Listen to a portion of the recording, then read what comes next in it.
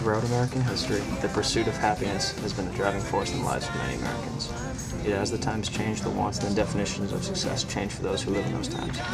Consistently through the times, the heavyweight boxing champion has been representative of these desires, namely in the form of boxers James Braddock, Muhammad Ali, and Mike Tyson.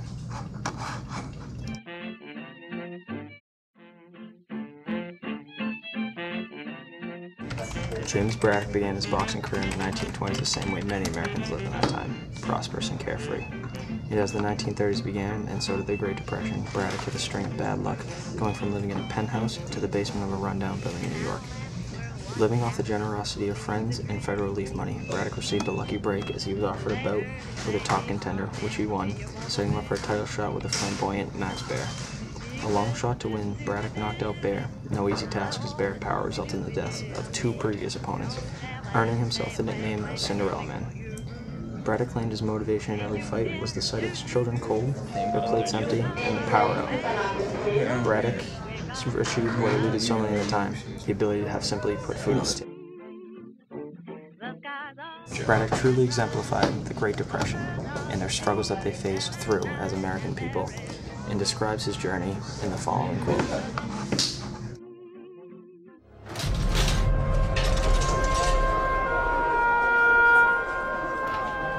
I believe we live in a great country. I need 9 men, and only 9.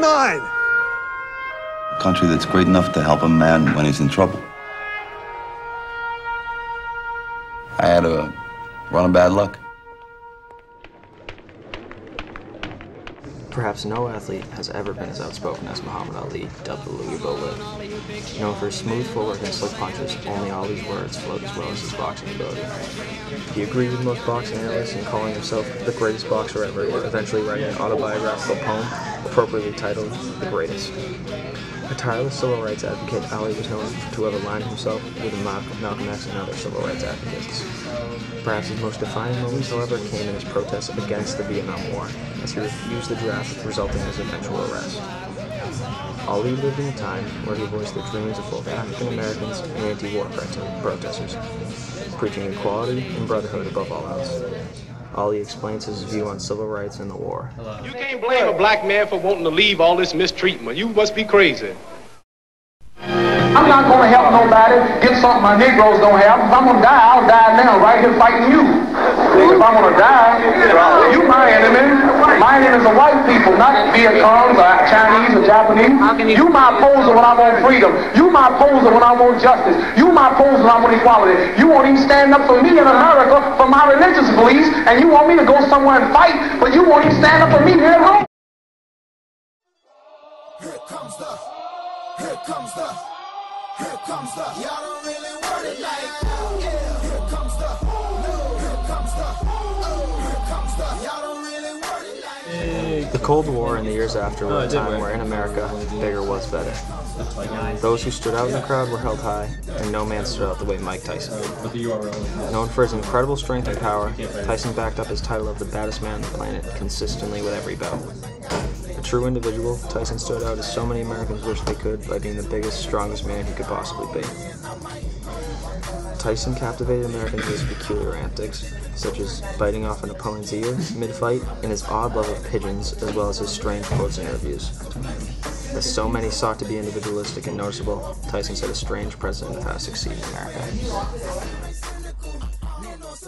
Often frustrated with society's perception of him, Mike Tyson voices his frustration in the following interview. You take into the ring a lot of rage. You know, who cares? We're in a fight anyway. What does it matter? Well, for example, rage against Evander Holyfield worked against you. Well, it. It's a fight, so whatever happens, happens. Mike, why do you have to talk like that? Well, I'm talking to you the way I want to talk to you. You have a problem, turn off your station. You know what? I think we'll end the discussion right now. Then we could. You got it. Have a nice fight, Mike. Fuck off. Today, a boxer representative of the American dream must be well-versed in more than just boxing. As Manny Pacquiao, boxer and congressman in his native Philippines, exemplifies here, they must be a good boxer. They must be socially outspoken, and they must be able to connect to people and entertain them in a way no boxer ever has to before. For today, to be successful, one cannot just be great at one thing. They must be great at everything. And that is what makes up today's American dream. God bless the